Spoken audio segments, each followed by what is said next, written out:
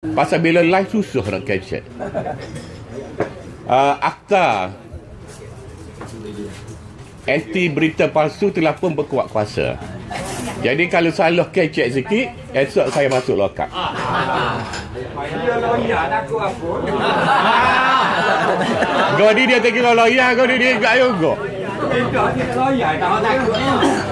Jadi payah bila live stream ni, saya kena atur setiap ayat hak nak catch tu.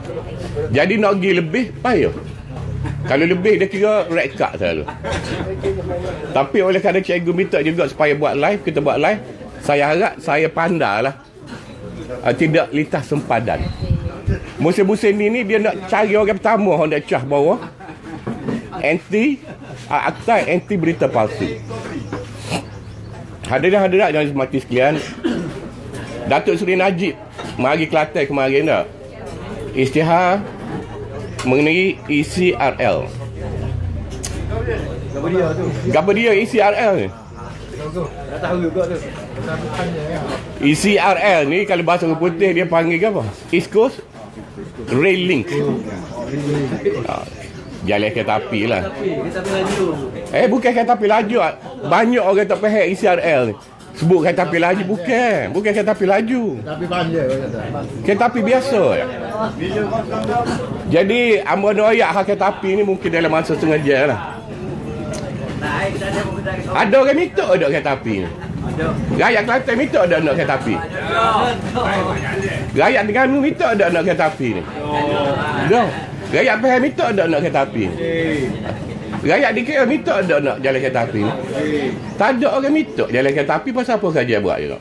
PT Komisen. Hak tu saya jawab 10 hari bulan. Pasal kalau jawab lah ni, esok tak ada. Lepas 10 hari bulan bebas. Lepas apa? 9 hari bulan kita benar dah kan? Tak yakin buat-buat ni benar, tak suruh sing lah. Hamba royak lah ke mana boleh benar. Jadi kereta api ni tak ada siapa dia minta dia buat. Apa hak rakyat nak sebenarnya?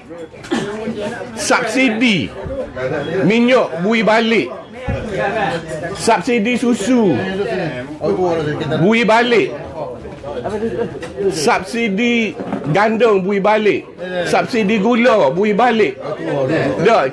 Rakyat nak GST dihapuskan, biasiswa dibui balik, perubatan percuma.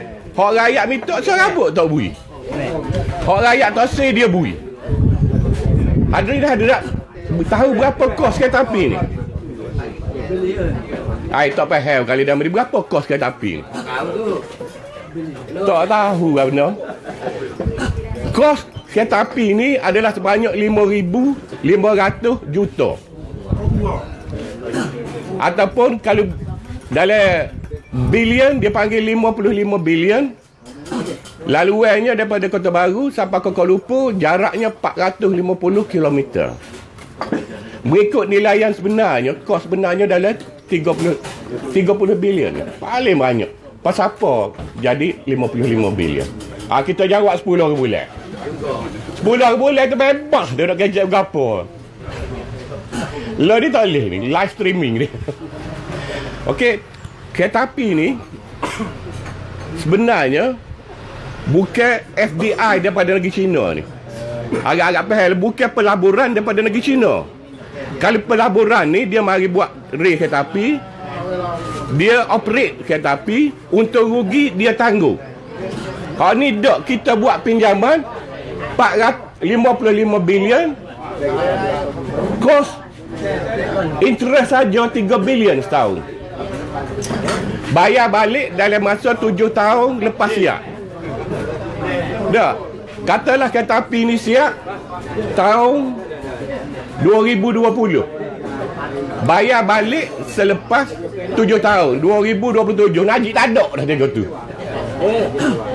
Tapi siapa akan tanggung kos ni? Rakyat.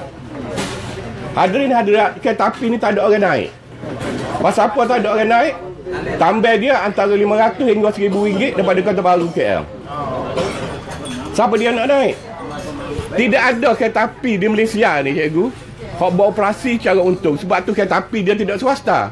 Dia panggil KTM, Kereta Api Tanah Melayu. Kereta api mula-mula di Malaysia ni dari tahun 1885. Antara Taiping dengan Port Well. 13 kilo. Kita orang Kelantan ni mula-mula tengok kereta api 1931 daripada Gua Musang, daripada Tumpak ke Gemah. Sampailah kali ni kereta api tu tak pernah buat untung. Jadi kereta api ni kau berat lagi. Kalau betulnya cikgu, Cina masuk PT dia secara MTI. Dia buat rel kereta api, dia operate kereta api, untung rugi dia tanggung. Tak apalah. Dia ambil lah konsesi 100 tahun ke 200 tahun. Hak ni garanti rugi 200 tahun pun tidak akan boleh lagi pulangnya balik daripada pelaburan ataupun penyemen yang kita buat selama sebanyak 55 bilion tu. Kereta api di Malaysia ni je ERL je, swasta je. Itu pun rugi juga. Daripada dulu, daripada KL Central, kita nak pergi ke KLIA 1, KLIA 2, 35 riyal tak? Lepas ni 55 riyal. Itu pun masih rugi lagi. Jadi pasal apa dia buat juga? Tak boleh nak jawab ni. Waktu nak suruh tutup gari tadi kalau tak apa. 10 bulan. 10 hari bulan kita jawab pasal apa buat juga. Dan yang paling berat sekali, kereta api tak ada orang naik. Kalau naik kapal tu bagi balik baru 100 lebih, 200 lebih.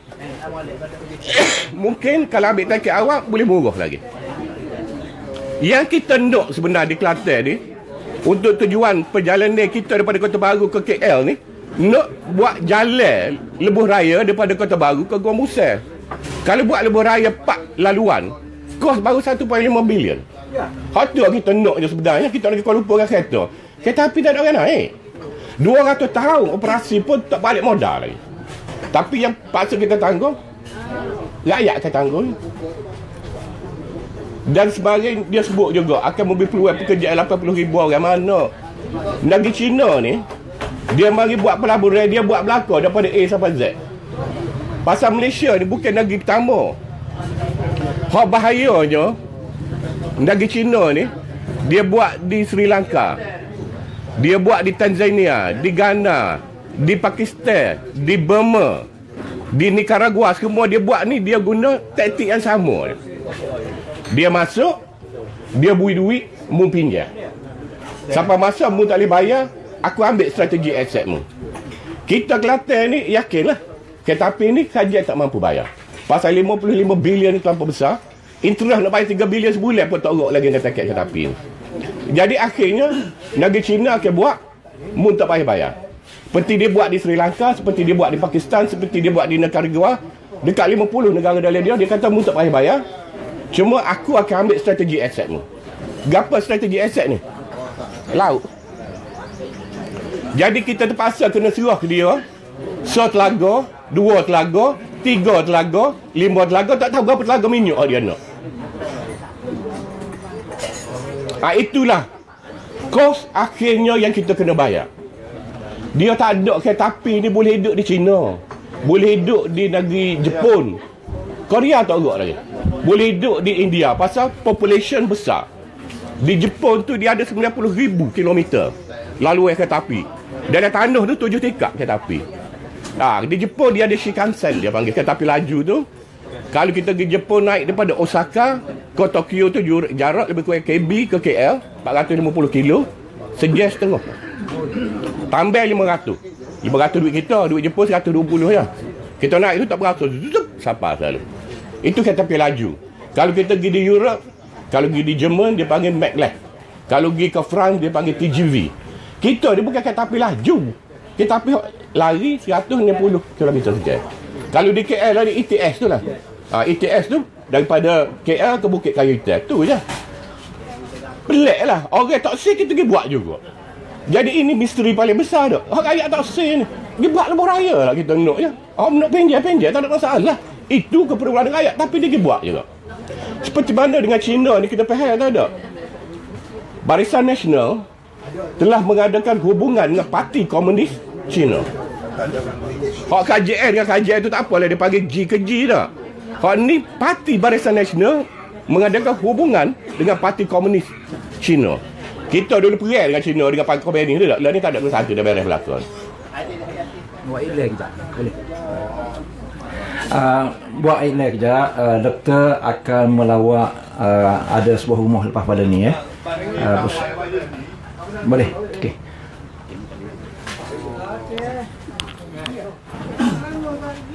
Dia lupa dah. Ialah ni capital injection ataupun suntikan kewangan Cina bukan 55 lah ni, 180 bilion. Lagu mana nak bayar balik tak terbayar dah. Gerung kadang-kadang lah ni dok kalau bikin hotel negara ni. Cina suntik sebanyak 180 bilion. Satu lagi projek yang kita pening mikir. Pelabuhan dia buat naval base di Melaka tu. Kapal perang kita ada berapa butir? Ada kapal selam 2 butir pun tak boleh menyelam. Hot Scorpion dulu dah. Jadi capur-capur saya tak boleh mikir 180 bilion suntikan cash yang dibuat oleh negeri China. Akhirnya orang kata Malaysia adalah sebahagian daripada negeri China. Ni tak usah kira lah lagi hotel lain. Kalau kira hotel dia kan separuh gila pun kita. Hotel negara 900 bilion. 900 bilion tu interest saja setiap tahun 35 bilion. Kalau nak kira tiap-tiap hari, masa abang duk kecek ni kena sign cek 90 juta sehari.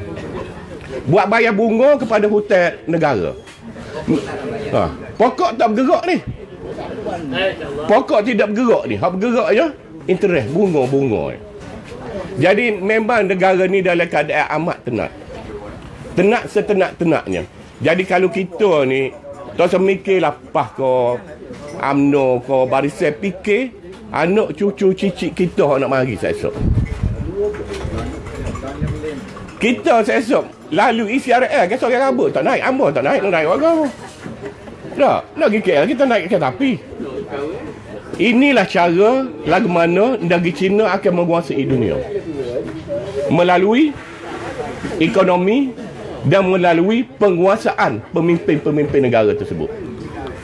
Ni kalau rajin tengok YouTube, buka dalam YouTube, dia tulis Chinese controlling the world. Tulislah penguasaan China kepada dunia. Ini imperialisasi bentuk baru. Dulu dia ada laluan sutera tak? Lalu ni China telah membina laluan sutera laut dia panggil. Sebab tu dia kawal habis pelabuhan-pelabuhan di Sri Lanka, di Pakistan, di Myanmar, di Malaysia. Ini adalah imperialisme baru pagi. Pasal China duit terlalu banyak dah. Dan menjelang tahun 2030 ni, China akan menjadi kuasa ekonomi dunia pertama, nombor 1. Dengan GDP dia sebanyak berapa? 20 trilion. Amerika duduk nombor 2, 23 trilion. Tak boleh nak lahuai di China ni. Jadi kita ni, kita pergi buka kepala kita, bui ke dia, dah kita tunggulah. Tengok contoh dia buat di Gebeng tu tak? Di Gebeng tu, dia ambil tanah 1000 ekar, tak tahu apa dia buat dalam tu. Dia buat dinding setinggi 8 kaki dan sejauh 9 km. Polis tak boleh masuk dalam tu. Gapo tak berlaku dalam tu. Kalau kita pergi ke Palestin tu, kita pun pergi ke Masjid Al-Aqsa tu, tembok hak keliling masjid tu 4 km, hak ni 9 km. Gapo aktiviti dalam tak ada siapa tahu. Kena bimbang weh. Benda ni benda serius. Kita duduk sini ni, kita mikir tak ada gapo ni, perkara kecil, perkara besar. Last kali kita akan hilang taraf kita sebagai sebuah negara yang merdeka dan berdaulat. Supaya kita pinjam PT orang lah, kita bayar PT dia, kita tak boleh nak akak muka ke dia dah. Dia akan memastikan semua kehendak dia kita turut. Pasal apa? Pinjam duit ni. Itulah modus operandi, cara dia buat dengan negara-negara lain. Payahlah saya nak royak lebih lanjut pun terikat dengan live streaming. Kena royak. Sedap dah suruh orang masuk jail. Kita royak pernah. Biarlah masuk jail pun tak saya. 9 bulan kita royak pasal apa? Dia sebelah luar mudah yang taktik dia.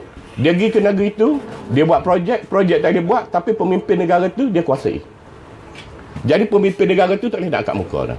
Akak muka ni ada bukti. Itulah cara dia buat di seluruh negara dalam dunia ni. Sebab tu di banyak sekali di Afrika, di Tanzania, di Ghana, di Botswana, Central Africa, di Haiti, Sri Lanka, kat 50 negara dia kontrol. Dan kita ni tidak sepatutnya. Kita ni negara mewah tau, negara kaya lagi. Pasal pendapatan kita setahun bukan sikit, 250 bilion. Itu hasil negara. Dan duit ni bukan duit taucik dia tau, bukan duit KJL. Kita kadang-kadang pemikiran kita ni salah. Duit KJL, duit KJL. Duit kita tu. Kalau di Amerika, di Europe, dia tak panggil government fund, dia panggil taxpayer money. Duit pun bayar cukai lah. Pasal hasil negara ni sebanyak 25 bilion tu, 250 bilion, income tax saja dah 170 bilion. Lah dia kutip 10 tahun ke belakang pula lah ni. Duit tak cukup ni. Semua duit-duit yang kajian ada ni hasil daripada cukai, bukan duit kajian. Kajian 5% pun tak ada duit. Dan kayanya kajian dalam dunia ni kan ada EPF. Kalau di US dia panggil pension fund. EPF tahu berapa duit ada? 800 bilion ada. Kalau dia check account lah ni 50 bilion pun tak ada. Kajian dah ambil duit. Begitu juga duit tabung haji, 50 bilion ada. Simpanan pendeposit. Dia check kalau ada berapa ni. Tak ada keribat apa. Jadi benda ni kita tak mungkin akan tahu ketepatan fakta ni, melainkan kita tumbang kajian ni baru kita boleh check so.